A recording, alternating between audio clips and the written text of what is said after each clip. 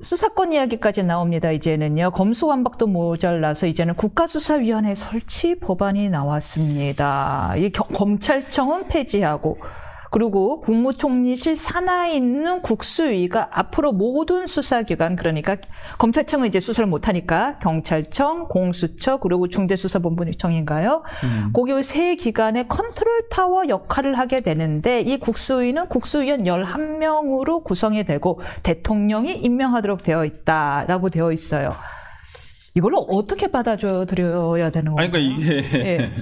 뭐 수사 권한이야 예. 행정권의 하나였으니까 뭐 행정부 소속이 어디에 위치를 하건 간에 뭐 상관이 없죠. 검찰도 행정부의 하나의 소속 기관이니까 법무부 산하 기관이니까요. 그 다음에 경찰이라는 것은 행안부의 산하 기관이니까 이걸 뭐 수사권을 조정하는 것은 뭐 입법적으로나 어떤 그 행정부 내부적으로 조정이 가능하다고는 생각합니다만은.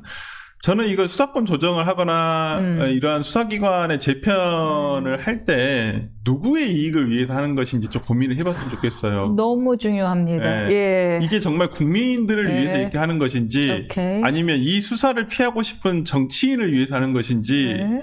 좀 고민을 좀 해봤으면 좋겠다 생각이 드는 게 저는 기본적으로 검찰청의 폐지, 그러니까 수사권과 기소권의 분리를 동의하지 않는 사람이거든요. 이유는요? 네, 물론 여기에 장기적으로는 저는 필요하다고 보여요. 그런데 지금의 뭐 변호사님도 변호사 일도 하시고 그러니까 저는 제가 일선에서 겪어봤을 때 검수완박에 지금 지난 문재인 정부 막바지에 있었던 검수완박으로 인해서 발생한 수사적인 피해, 그걸로 인해서 수사의 지연 이런 것들이 너무 많이 보이거든요. 너무 밀려있죠. 너무 밀려있기도 하고 그게 재판까지 끝나는데 너무 시간이 많이 걸려요. 예전보다. 그리고 경찰이 안 해본 수사범죄, 경제사범이나 이런 거는 좀 오래 걸려요. 이해시키는 아니, 그러니까 제가 경찰의 수사 권한을 폄훼하는 건 아닙니다만은 검찰에 비해서는 특히나 검사라는 사람들은 정말 많은 사건을 다뤄보고 그 다음에 우리가 지금 있었던 게 뭐냐면 보안수사 명령이라는 지휘권을 통해서 조금 경찰에서 조금 수사가 미비하더라도 예를 들어서 보안수사 명령을 한다든지 아니면 검찰이 직접 이제 올라온 사건을 약간 보완을 해가지고 기소를 하는 형식이었잖아요.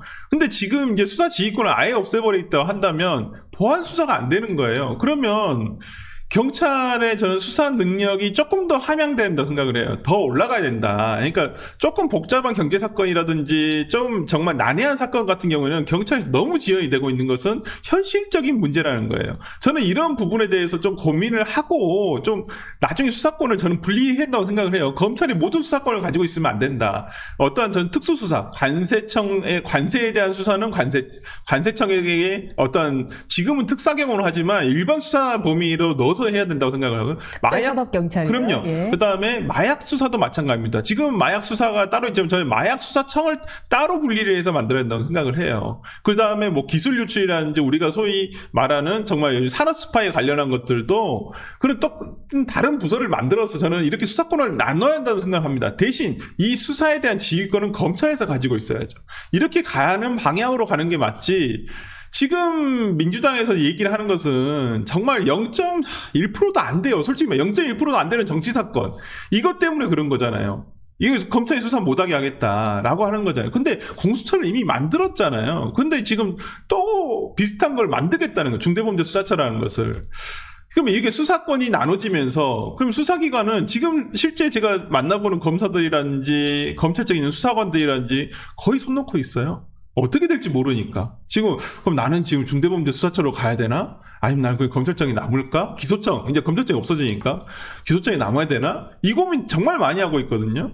그러면 그동안 쌓여왔던 이 수사 능력을 쌓아왔던 수사 인력들도 정말 재편되면서 어지러워질 것이고, 그러면 지금의 수사를 어떤 수사가 안 됨으로써 피해를 받는 건 국민들이에요. 저는 이런 부분에서 너무 성급하게 간다. 성급하다. 네, 그러니까 물론 정치 검사가 있다는 현실도 저 인정합니다. 그래서 정치 사건도 검찰에서 그렇게 해서는 안 된다는 거 알아요. 그리고 그렇게 해서는 안 된다는 그 방향성도 맞다고 생각을 합니다. 그러면 우리가 어디 운동장에 쓰레기가 있어요. 그럼 쓰레기가 저기 저 구석대기에 있는 쓰레기가 잘 안 치워졌어요. 대다수는 잘 치우고 있는데 안 치워졌는데 야, 너는 저 구석대기에 있는 구석지에 있는 쓰레기를 못 치웠으니까 너 빨리 빗자루 내놔. 이거잖아요. 이제는 앞으로 아예 청소를 못하게 하겠다는 거잖아요. 저는 이건 아니라고 보여요. 그러니까 진짜 아주 정말 대부분의 사건은 99.9, 진짜 8% 이상의 사건들은 민생 사건들이에요. 검찰청에서 하는 사건들이 대부분이. 근데 그러한 것 자체를 아예 못하게 하겠다라고 한다면 저는 수사기관의 재편 과정을 통해서 이것도 자리를 잡는 시간이 또 필요하고, 그러면 수사의 지원은 누가 책임지냐 이 말이에요. 저는 정말 민주당에서 좀 이런 고민 없이 그냥 추진을 하는 것 같아서 좀 문제라고 생각을 하고요. 그리고 너무 국무총리 산하로 너무 모아놨어요. 이건 마치 5공화국 때 행안부 밑에 있었던 치안본부를 통해서 경찰의 어떤 권력이 많아졌잖아요. 그것을 당시 50 때 우리가 그 치안본부를 통해서 너무 넓은, 너무 확장된 그 경찰의 수사 권력을 좀 제한한 것이 검찰이에요. 검찰의 수사 권한을 키우면서 경찰에게 어떤 수사지휘권을, 그러니까 검찰에게 수사지휘권을 주고 경찰을 통제해라. 이렇게 해서 검찰청이 만들어진 것이거든요. 만들어진 건 그 전부터 있었습니다만 권한을 확대해서 지금의 균형이 맞아진 거거든요. 근데 지금 보면 국무총리실 산하에 저는 이건 옥상옥이라고 생각하는데 국가수사위원회가 있고 거기에 어떠한 또 통제를 한다는 거잖아요. 어떤 수사 권한을 또 분배를 하고. 통제를 하고 그 위원들은 대통령이 다 임명한다는 거예요. 아니, 그러니까. 추천도 이제 대통령과 뭐 법무부 장관들이 추천하고. 아니, 저는 이건 진영의 문제가 아니라 그럼 민주당이 정권 뺏겼을 때 만약에 또 이걸 그대로 보수적인 진영에서 그대로 이용한다고 하면 그거 다 동의하실 거예요. 또 그때는 또 이거 해체법안 나오는 거 아니에요? 다수당이 예를 들어 민주당이라고 한다면. 이렇게는 하지 말자고요. 기관에 우리가 대한민국이 70년 동안 가져오면서 만들어온 체계라는 게 있잖아요. 사법체계, 수사체계. 그런 것들을 본질적인 부분을 훼손하지 않으면서 국민을 위해서 이것을 조금 변경하고 개선을 해가는 방향은 맞지만 지금 이 부분은 오로지 정치적인 목적밖에 없다고 보여요. 예, 아까 전에 원내대표가 이번에 선임이 된 다음에 잠깐 말씀하신 내란 종식을 일본 기치로 내세웠다는데 그리고 강력한 개혁도 내세웠습니다. 이 강력한 개혁이 아마 검찰 개혁이 들어간 것 같아요. 이게 개혁이에요? 그러니까 개혁이 아니죠. 이건 개악이죠. 저는 개악이에요. 저는 개악이고. 네. 그러니까 정치인이 수사받기 싫으면 검찰 개혁해야 한다고 얘기를 하시는 거고요. 정치인이 재판받기 싫으면 사법개혁해야 한다고 얘기하시는 거예요. 입법개혁은 아무도 입을 열지 않고. 그럼요. 그러니까 저는 지금의 이러한 개혁 모르겠습니다. 정말 나중에 근데 너무 눈에 뻔히 보여요. 이 결과물이. 뻔히 보인다. 네. 어떻게 될까? 검수안박을 통해서도 정말 이 수사기관에서 겪고 있는 어려움 등이 너무나 많았는데 이렇게 돼버려 수사기관 재편이 된다고 한다면 글쎄요. 장단컨대 일반인 분들 절도죄로 고소해도 한 2년 뒤에 재판 받게 될 제가 제일 싫어하는 범죄고 정말 지금의 우리 양형이 맞지 않다고 생각하는 범죄가 사기범죄예요. 사기범죄는 정말 저는 사람을 피말려 죽이는 것이라고 생각하거든요. 피해자들을.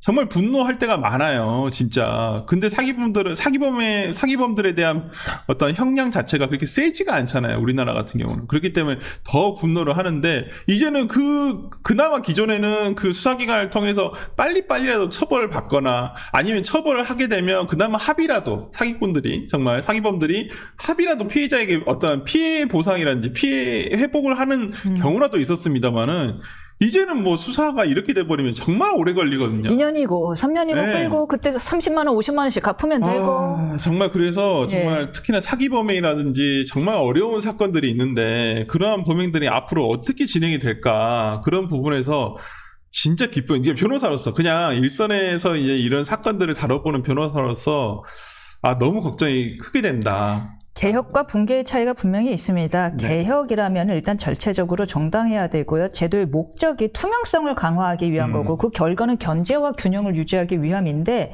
그것이 공청회나 절차적 정당성 없이 일방적인 법안으로 강행되거나 그다음에 제도의 목적이 권력 통제력 강화거나 그다음에 그 결과가 결국에는 권력 집중이 된다면 그것은 개혁이 아니라 사실상 시스템 붕괴다라고 봐야 되지 않을까 싶습니다. 동의합니다.